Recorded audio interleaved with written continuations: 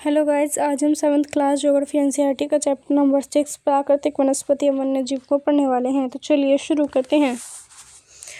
सलीमा अपने ग्रीष्म शिविर से बहुत उत्साहित थी। अपने सहपाठियों के साथ वह हिमाचल प्रदेश में मनाली देखने गई। हिमाचल प्रदेश में पड़ता है मनाली, ठीक है।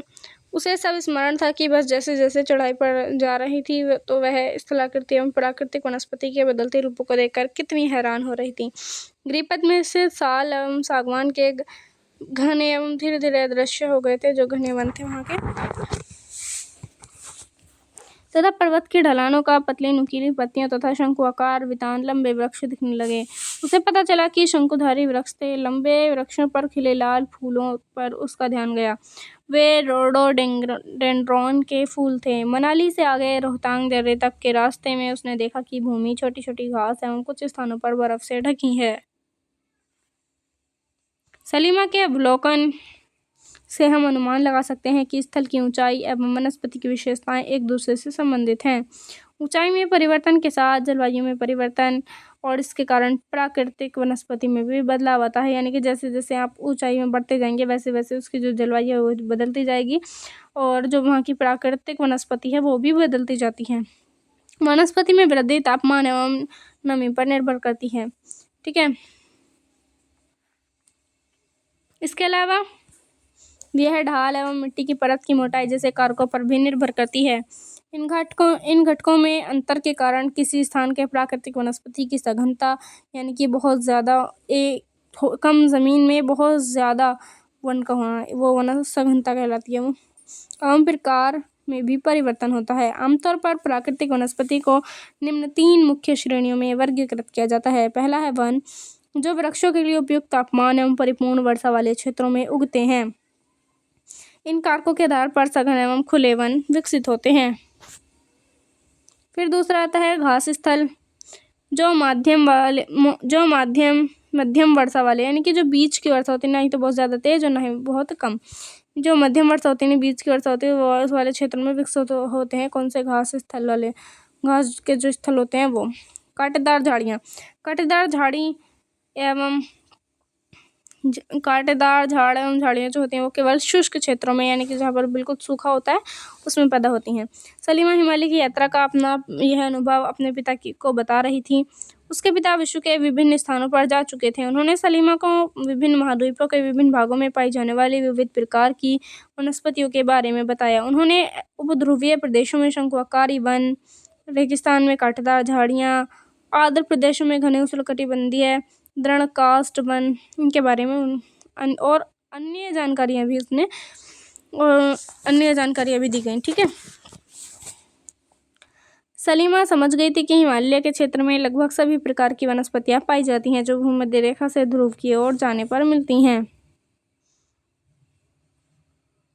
प्राकृतिक वनस्पतियों के प्रकार में बदलाव का मुख्य कारण जलवायु का बदलाव है। यानी कि जैसे जलवायु बदलेगी उसी का जो मतलब ये प्राकृतिक वनस्पति जो बदल रही है वो जलवायु के कारण ही बदल रही है। आइए हम विश्व की विभिन्न प्रकार की प्राकृतिक वनस्पतियों, उनके गुण एवं वहाँ पर वास करने वाले वन्य जीवों की जानकारी प्राप्त करते हैं।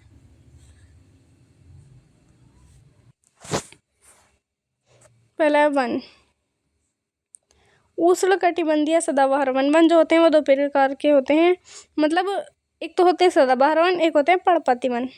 उसके हिसाब से और उष्णकटिबंधीय, शीतोष्णकटिबंधीय, इस तरीके से इनको बांटा भी गया है, लेकिन मेन है मतलब सदाबहार और पर्णपाती। इन वनों को उष्णकटिबंधीय वर्षा वन भी कहते हैं। ये घने वन भूमध्य रेखा एवं उष्णकटिबंधीय के पास पाए जाते हैं। ये क्षेत्र गर्म होते हैं एवं पूरे वर्ष यहाँ अत्यधिक वर्षा होती है। चूँकि यहाँ का जो मौसम है वो कभी शुष्क नहीं होता, इसलिए यहाँ पेड़ों की जो पत्तियाँ वो पूरी तरह से नहीं झड़ती, इसलिए इन्हें सदाबहार वन कहते हैं, ठीक है।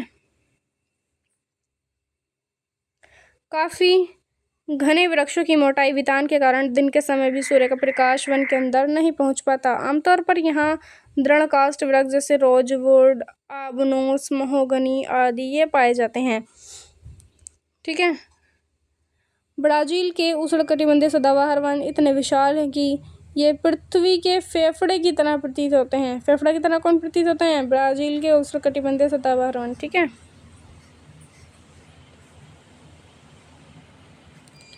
एनाकोंडा।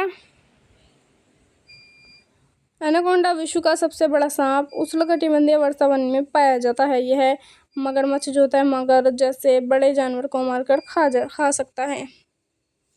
यह है उष्णकटिबंधीय सदाबहार वन। देखें एकदम हरे भरे। उष्णकटिबंधीय पर्णपाती वन। उष्णकटिबंधीय पर्णपाती वन मानसूनी वन होते हैं जो भारत, उत्तरी ऑस्ट्रेलिया एवं मध्य अमेरिका के बड़े हिस्सों में पाए जाते हैं। इन क्षेत्रों में मौसमी परिवर्तन होते रहते हैं। जल संरक्षित रखने के लिए शुष्क मौसम में यहाँ के वृक्ष पत्तियां झाड़ देते हैं। इन वनों में पाए जाने वाले दृढ़काष्ठ वृक्षों में साल, सागवान, नीम तथा शीशम है।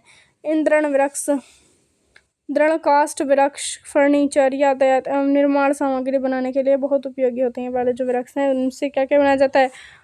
फर्नीचर, यातायात, निर्माण और यातायात के लिए जो निर्माण काम आने वाली जो सामग्री है वो इससे बनाई जाती है। इन प्रदेशों में आमतौर पर पाए जाने वाले जो जानवर हैं वो बाघ, शेर, हाथी, गोल्डन लंगूर और बंदर।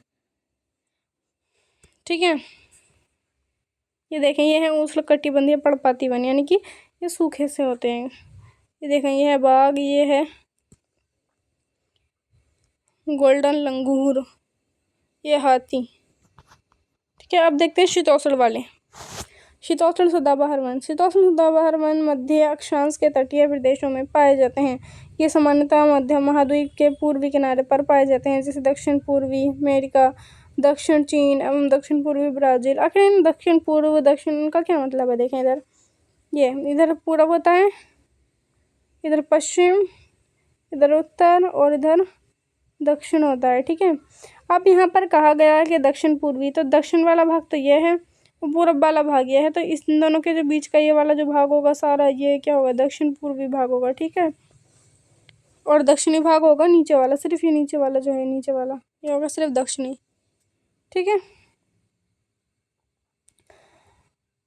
यहाँ बांज, चीड़ एवं यूकलिप्टस जैसे दृढ़ एवं मुलायम दोनों प्रकार के पेड़ पाए जाते हैं। दृढ़ का मतलब होता है मजबूत। ये देखें शीतोष्ण सदाबहार वन, यानी कि हरे भरे होते हैं ये। ठीक है, ये आप पे थोड़ा सा इनमें अंतर भी देख सकते हैं, एकदम मैदानी इलाका है, और वो जो ऊपर उष्णकटिबंधीय वाले जो सदाबहार वन थे वो थोड़े से पहाड़ों वगैरह पे, पहाड़ियों पर थे। ठीक है, फिर उसके बाद आते हैं शीतोष्ण पर्णपाती वन। तो ये जो शीतोष्ण पर्णपाती वन है वो उच्च अक्षांश की ओर बढ़ने पर अधिक शीतोष्ण पर्णपाती वन मिलते हैं। ये उत्तर पूर्वी अमेरिका, उत्तर पूर्वी का क्या मतलब होगा? इधर पूरब, इधर पश्चिम, इधर उत्तर, ये दक्षिण। तो ये उत्तर पूर्व वाला जो भाग है, ये वाला, इसके जो बीच का ये सारा भाग है, ये उत्तर पूर्वी भाग कहलाएगा। अब क्योंकि हम उसमें देख चुके हैं पिछली वीडियोस में, जो ये बीच वाली होती है विषुवत रेखा यहाँ, ये फिर उसके जो 23 डिग्री ऊपर और ये उत्तर और दक्षिण में 23 डिग्री का जो भाग होता है, ये तो होता है उष्णकटिबंधीय। ठीक है, और जो 66.5 डिग्री पर जो होता है यहाँ पर, ये वाला जो भाग होता है, ये होता है शीतोष्णकटिबंधीय भाग। ठीक है, तो ये वाला जो भाग है, ये यहाँ की बात चल रही है, यहाँ की अभी जो हमने पीछे बात की थी वो इनकी बात की थी, उष्णकटिबंधीय वालों की, यहाँ जो पाए जाते हैं। और अब बात करें हम यहाँ की जो शीतोष्णकटिबंधीय प्रदेश है वहाँ की। ठीक है, ये उत्तर पूर्वी अमेरिका, चीन, न्यूजीलैंड, चिली एवं पश्चिमी यूरोप के तटीय प्रदेशों में पाए जाते हैं। ये अपनी पत्तियां शुष्क मौसम में झाड़ देते हैं। ये यहाँ पाए जाने वाले जो पेड़ हैं वो बांज, एश, बीच आदि हैं। हिरण, लोमड़ी, भेड़िया यहाँ के आम जानवर हैं।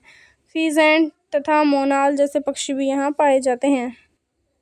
आप यहाँ पर देख सकते हैं, ये इधर ये फीजेंट पक्षी है, ये वाला फीजेंट पक्षी है, यह है मोनाल, और यह शीतोष्ण पर्णपाती वन। देखें, शीतोष्ण पर्णपाती वन है।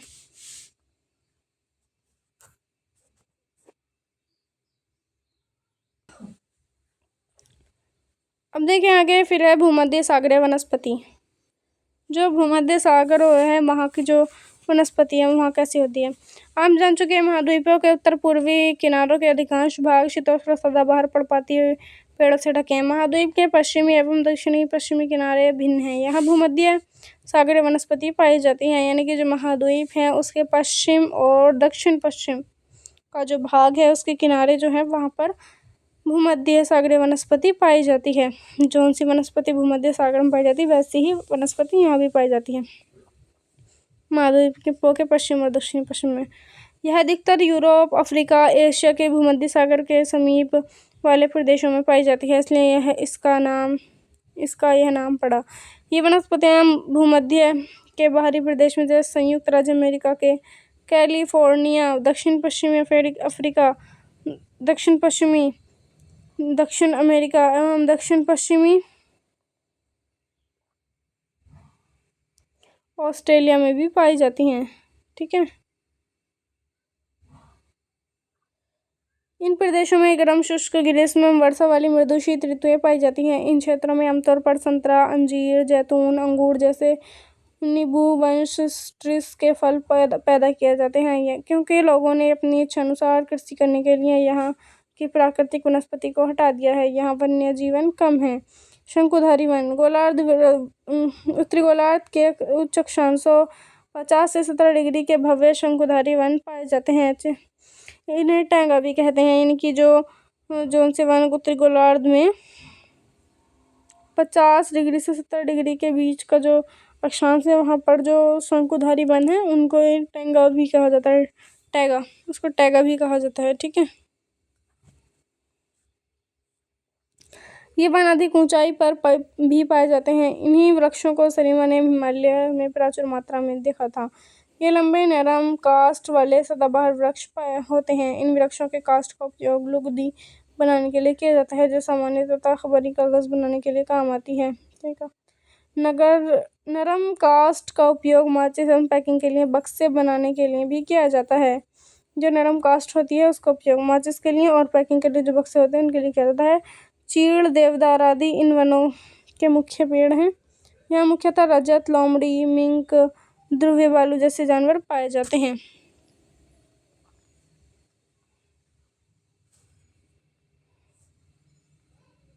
फिलहाल रूसी भाषा में टैगा का अर्थ होता है शुद्ध या अनछुआ, यानी कि जिसे छुआ ना गया हो तो टैगा कहा जाता है। ये देखें, ये है शंकुधारी वन और इधर है ये हिमछद शंकुधारी वन। फिर अब आ जाते हैं घास स्थल पर। उष्णकटिबंधीय घास स्थल, सबसे पहले उष्णकटिबंधीय। ये वन भूमध्य रेखा के किसी भी तरफ उग जाते हैं और भूमध्य रेखा के दोनों ओर से उष्णकटिबंधीय क्षेत्रों तक फैले हुए हैं। यहाँ वनस्पति निम्न से मध्य वर्षा वाले क्षेत्रों में पैदा होती है। यह घास काफ़ी ऊंची, लगभग 3 से 4 मीटर की ऊंचाई तक बढ़ सकती है। अफ्रीका का सवाना घास स्थल इसी प्रकार का है। सामान्य रूप से उष्णकटिबंधीय घास स्थल में हाथी, जेबरा, जिराफ, हिरण, तेंदुआ आदि जानवर पाए जाते हैं। ये देखें, ये है वनस्पति उष्णकटिबंधीय घास स्थल। शीतोष्ण घास स्थल, ये मध्य अक्षांशीय क्षेत्रों में महाद्वीप के भीतरी भागों में पाए जाते हैं। यहाँ की घास आमतौर पर छोटी एवं पौष्टिक होती है। शीतोष्ण प्रदेशों में सामान्यतः जंगली भैंसे, बाइसन, एंटीलोप पाए जाते हैं। कंटीली झाड़ियाँ शुष्क रेगिस्तान जैसे प्रदेशों में पाई जाती हैं। उष्णकटिबंधीय के रेगिस्तान महाद्वीप के पश्चिम किनारे पर पाए जाते हैं। तीव्र गर्मी एवं बहुत कम वर्षा के कारण यहाँ वनस्पतियों की कमी होती है, मतलब कमी रहती ही है। विश्व के मानचित्र पर रेगिस्तानी प्रदेश को चिन्हित कर सकते हैं। क्या आप भारत के बड़े रेगिस्तान का नाम बता सकते हैं कि भारत का जो सबसे बड़ा रेगिस्तान है भारत का, उसका क्या नाम है? कमेंट में ज़रूर बताना है आपको। रेगिस्तान के कुछ जानवरों के नाम बताइए जिन्हें आप पहले जान चुके हैं। यदि आप ध्रुवीय प्रदेश में जाएंगे तो अगर आप ध्रुवीय प्रदेशों में यानी कि ऊपर की तरफ जाएंगे तो क्या होगा, वह स्थान अपनी आपको अत्यधिक ठंडा मिलेगा। यहाँ बहुत ही सीमित प्राकृतिक वनस्पति मिलती है। यहाँ केवल काई, लाइकेन एवं छोटी जड़ियाँ पाई जाती हैं। ये अल्पकालिक ग्रीष्म ऋतु के दौरान विकसित होती हैं, जिसे टुंड्रा प्रकार की वनस्पति कहा जाता है। ठीक है, ये वनस्पतियाँ यूरोप, एशिया, उत्तरी अमेरिका के ध्रुवीय प्रदेशों में पाई जाती हैं। यहाँ के जानवरों के शरीर पर मोटा कफ एवं मोटी चमड़ी होती है, जो उन्हें ठंडी जलवायु में सुरक्षित रखती है। यहाँ पाए जाने वाले कुछ जानवर जैसे सील, वालरस, कस्तूरी बैल, ध्रुवीय उल्लू, ध्रुवीय भालू और बर्फीली लोमड़ी होती है। फिर सलीमा ने पिता, एक मिनट पहले आप इसको देख सकते हैं। यहाँ विभिन्न प्रदेशों में घास स्थल विभिन्न नामों से जाने जाते हैं, जैसे उष्णकटिबंधीय घास स्थल जो उनमें पूर्वी अफ्रीका को सवाना के नाम से, ब्राज़ील को कंपोज, वेनेजुएला में लानोस के नाम से जाने जाते हैं। फिर है शीतोष्ण कटिबंधीय में, शीतोष्ण कटिबंधीय घास स्थल में अर्जेंटीना जो पैम्पास कहा जाता है, उत्तरी अमेरिका में प्रेयरी, दक्षिण अमेरिका में वेल्ड, मध्य एशिया में स्टेबियल, ऑस्ट्रेलिया में डान कहा जाता है। ओके। फिर है सलीमा के पिता ने कुछ घने वनों को चित्र दिखाए, घने वनों का चित्र दिखाया सलीमा को। सलीमा ने देखा कि लोग वृक्षों काटकर वनों की सफाई कर रहे हैं। उसके पिता ने बताया कि स्थानीय जो लोग होते हैं वो कृषि आवास के लिए स्थान चाहते हैं, इसलिए उन्होंने वनों को साफ कर दिया। सलीमा सोचने लगी कि अगर वनों को साफ कर दिया जाता है तो वन्य जीव कहाँ जाएंगे, यानी कि जो वनों में रहने वाले जो जीव हैं, अगर वनों को काट दिया गया तो फिर वो वाले जो जीव हैं वो जाएंगे कहाँ आखिर? क्या वे पुनः वैसे ही बन पाएंगे? अगर लोग इसी प्रकार पेड़ों को काटते रहे तो भविष्य में पर्याप्त ऑक्सीजन, जो हमारे लिए बहुत ज़्यादा महत्वपूर्ण है, जलवाष्प, लकड़ी, फल, मेवे आदि मिल पाएंगे? क्या नहीं मिल पाएंगे? ठीक है, क्या सलीमा से आप सहमत हैं? अपने दोस्तों के साथ वनस्पतियां प्राणी जगत की विविधता में हो रही कमी पर चर्चा कर सकते हैं। इनमें संरक्षण के बारे में कुछ सुझाव भी दे सकते हैं। देखें, ये है वालरस, इधर वालरस, ये ध्रुवीय भालू, और ये नीचे है सील। ठीक है,